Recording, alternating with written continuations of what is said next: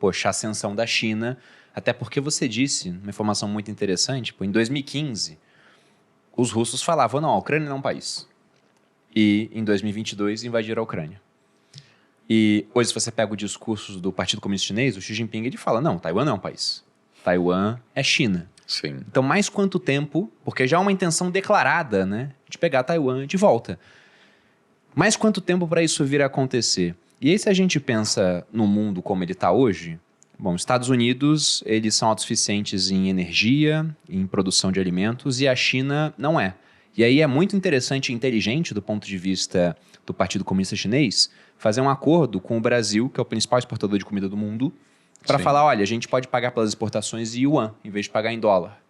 E ele faz a mesma coisa com o Irã, com a Arábia Saudita, com a Rússia, sendo que eles têm que pagar em dólar, eles não podem imprimir dólares, há um limite para isso. Mas pode pagar em yuan, numa situação de conflito, eles têm muito mais poder para continuar comprando esses suprimentos.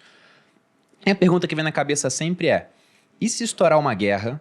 Porque é diferente China invadir Taiwan de Rússia invadir a Ucrânia. A Ucrânia não é historicamente um aliado americano. Taiwan tem uma importância para os Estados Unidos muito maior do que a Ucrânia. Sim. E aí, se estourar essa guerra, como é que fica o Brasil no meio disso? Porque China é o principal parceiro comercial. Lula está dando declarações onde ele está, mais alinhado com a China do que com os Estados Unidos.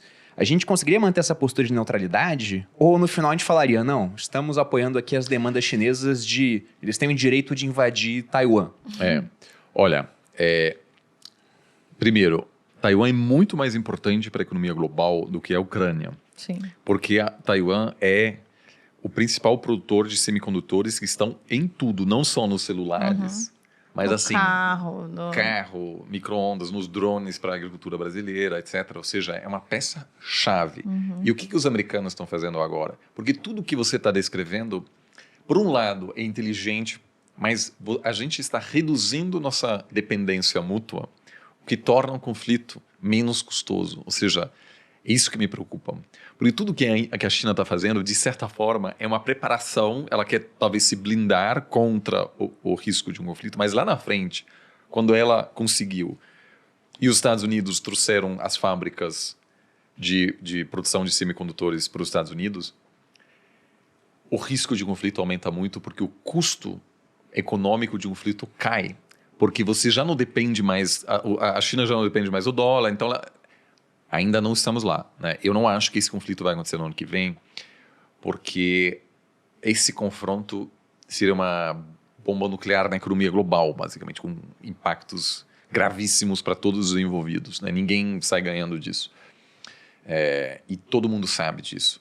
E a China passa por um momento de muita dificuldade econômica, então eu, por enquanto, não vejo isso, apesar de que você tem diariamente agora incursões assim de caça chinês muito perto de Taiwan, uma situação de muita tensão, vai ter eleições. Eu vou, aliás, em janeiro para Taiwan para acompanhar as eleições presidenciais do país.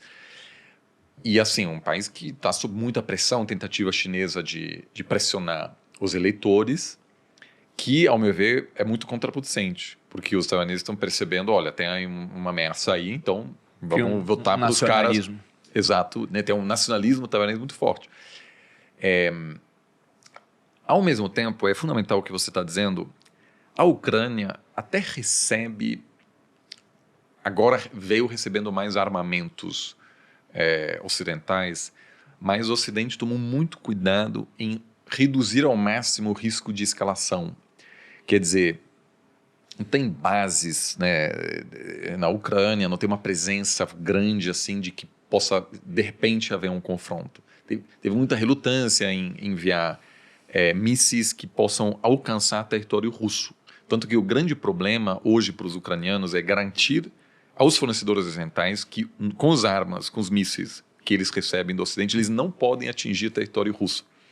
O que levou a Ucrânia a produzir, a montar uma indústria própria de mísseis e drones com os quais eles estão começando a atingir centros urbanos, como Moscou, por exemplo. Taiwan é muito mais, tem uma sofisticação militar muito maior, ou seja, a assimetria de poder entre Rússia e a Ucrânia é muito grande, tanto que havia uma expectativa até dentro do governo americano que a Rússia ia ocupar logo toda a Ucrânia. E eu acho que se tivessem capturado o Zelensky logo no início, e quase conseguiram, a guerra hoje seria outra. Mas ele conseguiu aí mobilizar a opinião pública ocidental, etc. A Alemanha ofereceu asilo ao Zelensky 24 horas depois da invasão. E falaram, cara, deixa pra lá, isso aí não tem jeito. Ou seja, não havia realmente essa expectativa. No caso de Taiwan, é diferente. As Forças Armadas de Taiwan estão muito profundamente integrados, eles recebem treinamento americano há muito tempo, eles vivem sob essa ameaça constante. O Zelensky falou 6 meses antes da invasão russa, quando os americanos falam, olha, vão invadir. Tinha uma época aqui que os americanos soltaram toda a inteligência que eles conseguiram do Kremlin, e há muita gente fala, não vai acontecer. O próprio Zelensky falou, podem parar de falar isso, porque não adianta, quem sabe, não vai acontecer. Aí aconteceu. No caso taiwanês, a elite militar e política está pensando todos os dias sobre a invasão há décadas. Então, os caras têm uma que a gente chama estratégia porco-espinha, se chama. Eu não sei, às vezes dá para ver os vídeos quando, sei lá, uma onça tenta atacar e, assim, é muito difícil você atacar esse animal que consegue se proteger muito bem.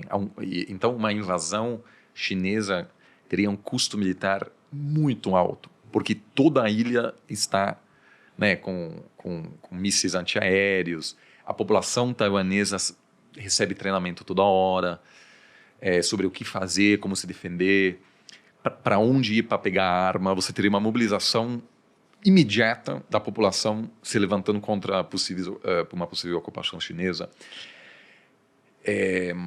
Um sentimento anti-China também, assim, apesar de muitos taiwaneses comprarem produtos, ter comércio. Então, assim,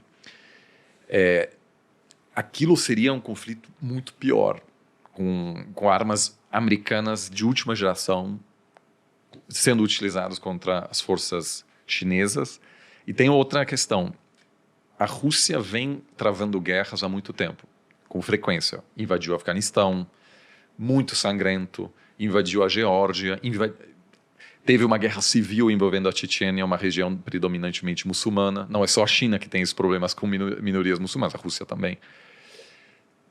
Então, as Forças Armadas russas estão acostumadas. Muitos generais russos viram combate em muitos contextos. E a Ucrânia, apesar das perdas materiais, a guerra russa contra a Ucrânia acaba modernizando as Forças Armadas russas também, porque tem muita gente com experiência de combate, o que é valioso para futuros confrontos. A China não tem. Zero. Por isso, em parte, eles mandam tanta gente para participar das missões de paz.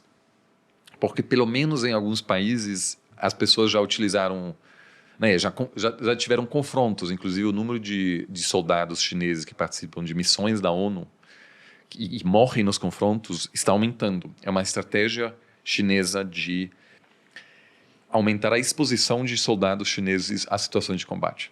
Mesmo assim, a expectativa é que os chineses teriam uma dificuldade enorme inicial, porque nunca tiveram essa experiência de grandes confrontos.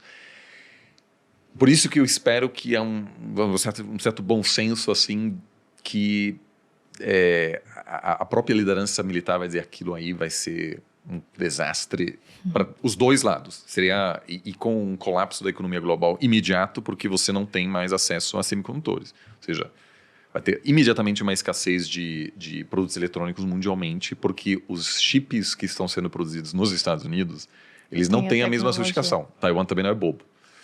Não vai, a TMSC porque não vai produzir os mesmos chips lá. São de algumas gerações mais atrasadas, os mais de última geração, só em Taiwan. Então, o Biden está lá investindo bilhões para produzir semicondutores nos Estados Unidos, e os Estados Unidos não vai conseguir produzir os mesmos. Né? Então, mas é uma questão muito preocupante, eu acho.